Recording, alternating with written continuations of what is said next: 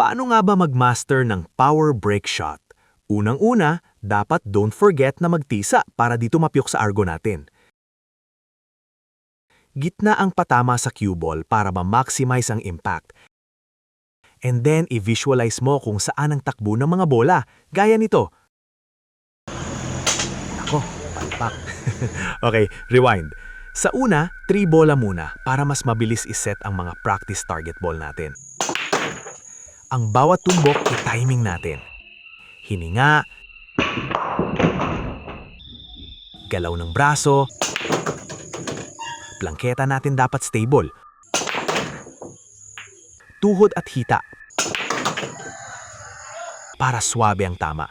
Fokus ka sa patama ng tako mo sa cue ball para walang masayang na puwersa na ta-transfer papunta sa cue ball. Okay, dito na tayo sa actual 9-ball set.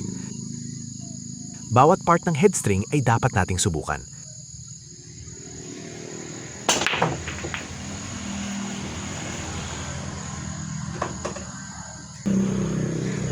Kapag malakas ang break mo, more chances na may mahulog sa mga bola para mataas ang chance mo na manalo. Mas makokontrol mo ang laro.